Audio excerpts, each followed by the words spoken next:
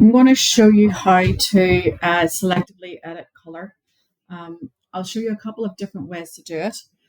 One way is slightly more accurate than others. It depends on the image you use. You're going to have to try both, really.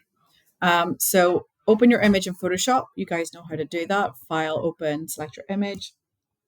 And here I've got an image that I'm going to make black and white apart from the car and the post box. So I want to leave them red.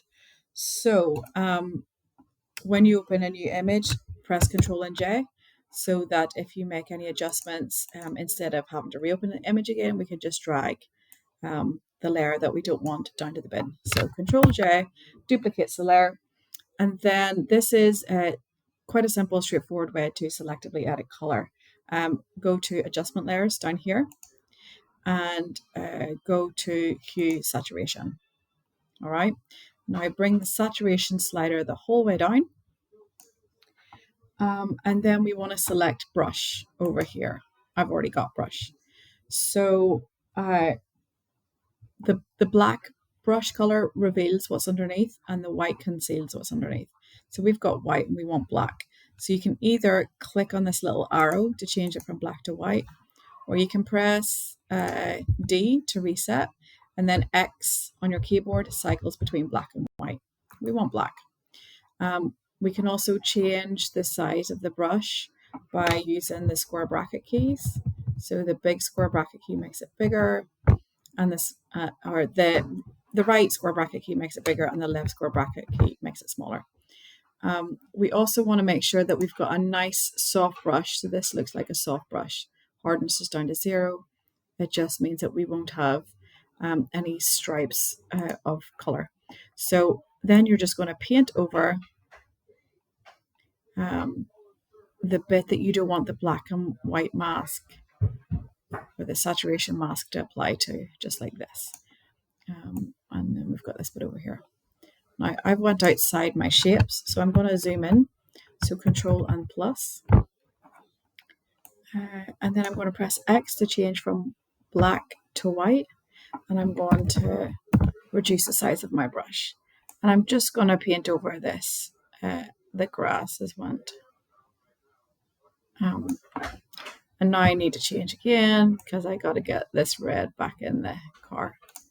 So this might not be, if your shape is very irregular and difficult, we might want to use a different way to bring forward the selective color. Let's fix the post box. X to cycle to hide.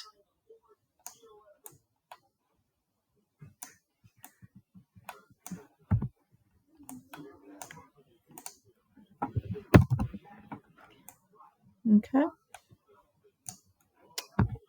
And you can just fix all the little bits you need to fix.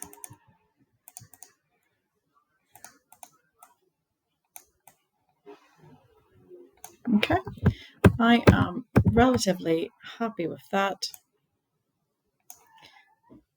Yeah, another thing you can do is we can go to adjustments and increase the contrast just to make the black and whites of the image a bit punchier.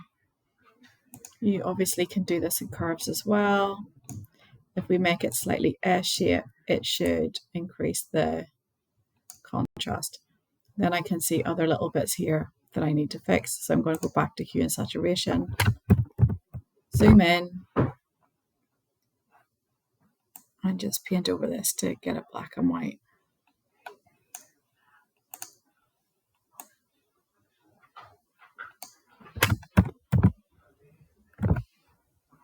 That's one way to do it. Another way to do it is using Adobe Camera Raw. So I'm just going to drag all these down to the bin and show you guys another way to do it. So Control J, duplicate your layer, and go to Filter, Camera Raw Filter.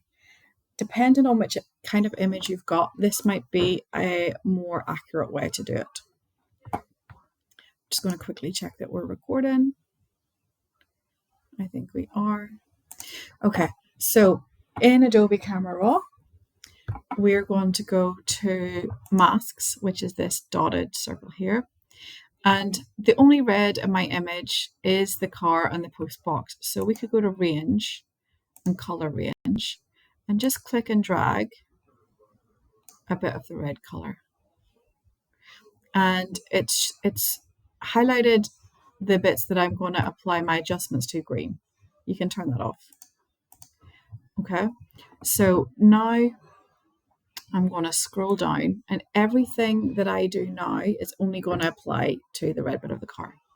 So I'm going to scroll down and go to saturation and bring it all the way down here.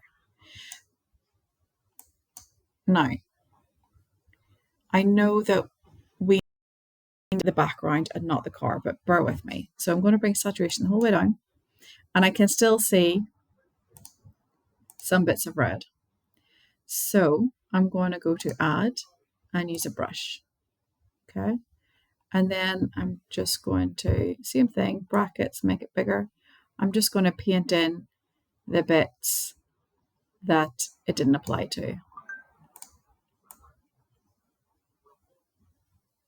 So that green overlay just helps you see what parts of the image you're applying adjustments to. So I'm just going to paint it so that all my car is black and white. And I know this is the opposite of what we're looking for, but bear with me. And I'm going to come over here as well, do the same thing with my post box.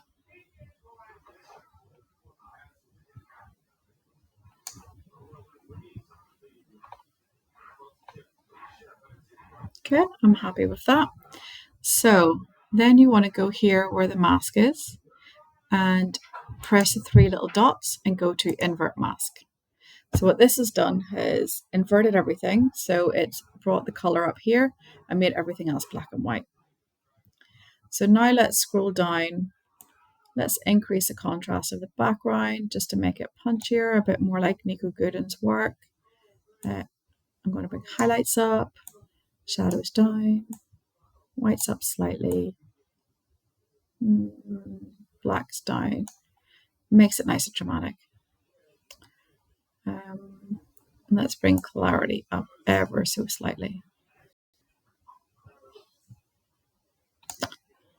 I am happy with that. Let's see before and after. And then you press OK. It might take a minute to show us.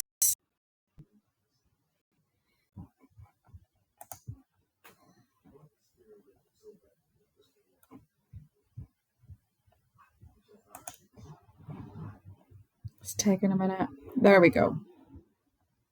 So that's another good way to show our adjustment layers, or to show selective color without adjustment layers.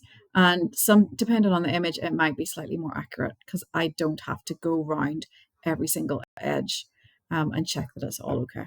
So that's it.